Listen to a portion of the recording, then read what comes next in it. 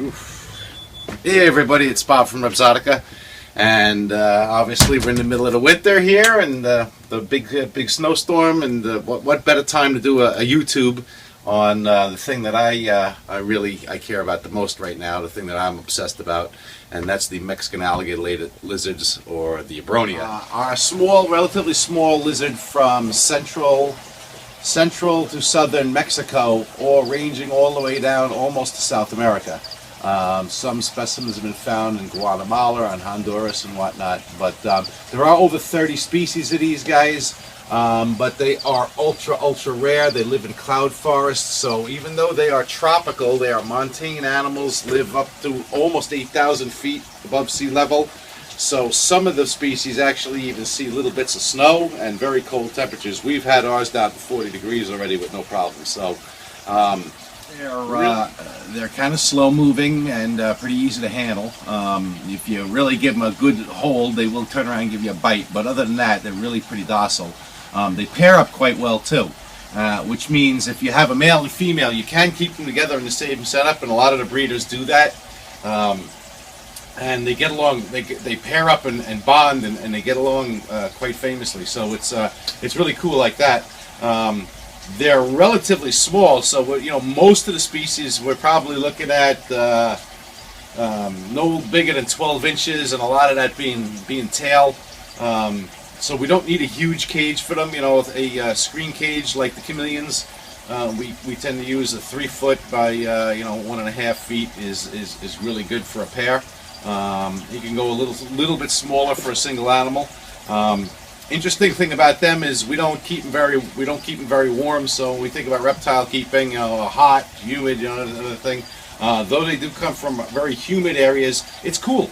And the daytime temperature probably averages around 75 degrees, and nighttime temperatures probably average around 60, 58 degrees. So cool nights and warm but not hot days are the way to keep these guys.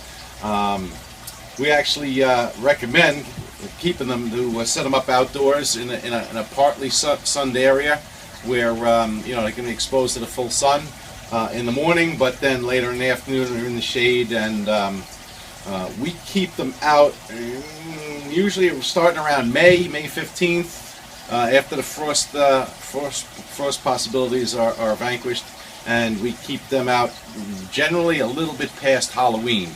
So they see quite a temperature range up here in the Northeast. So, but it's proven to be pretty good. We recommend putting a ton of UVB on them because of the high altitudes that they live in. Those areas generally have a very high UVB rate, and we try to replicate that. I have several UVB bulbs over each tank. We are hoping to breed them, and breeding obviously is the real creme de la creme with these guys, because they're all live bearers. And anytime you have a lizard that's going to produce instantaneous young that are off on their own, that's a really cool thing, baby. And they can have anywhere from 3 or 4 to up to about 14 or 15 babies in one litter. So a little trick, I don't know, some guys know it or not, but they love cork tubes. So if you buy cork tubes, they will live in them, set up house in there, and do famously inside those things. So great animals. They feed. If it moves, they eat it. I've yet to see any type of insect that they would not eat. But they're regular feeders of the regular garden variety, crickets and roaches and worms. So feeding them is not a problem either. You can either just disperse them in the tank or feed them from tongs, which are real good about doing that. They're very calm and don't run away when you open up the tank.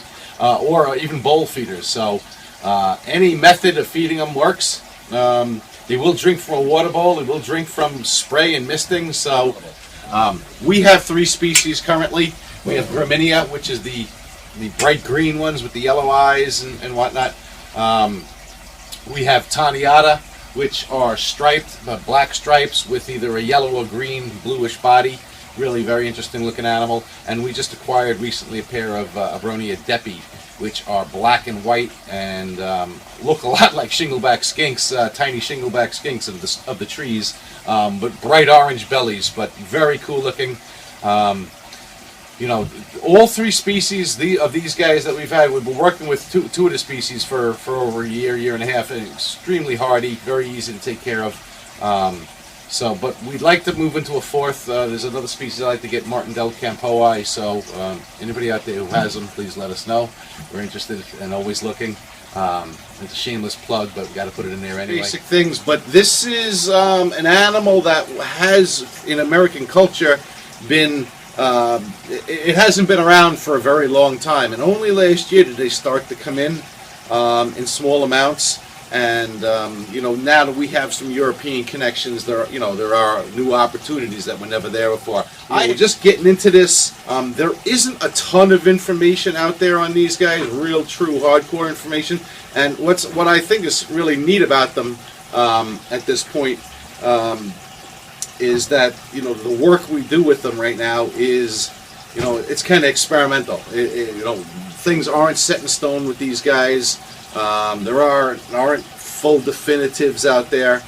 One other very, very, very, very important thing to think about with these guys too is that all of the species, from Graminia right through Lithochilla and whatnot, are critically endangered. All of them are in some kind of trouble through deforestation and through these third world countries, Mexico's and Honduras of the world.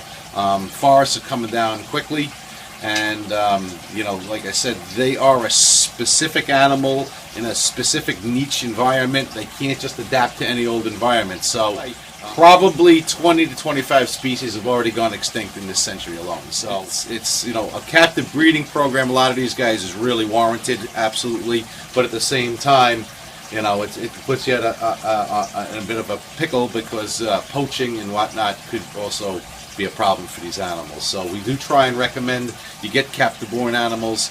Have in mind that these are some of the rarest animals out there, and it is important that we invest in conservation programs to protect them and their environment down in southern Mexico and through Central America. All right.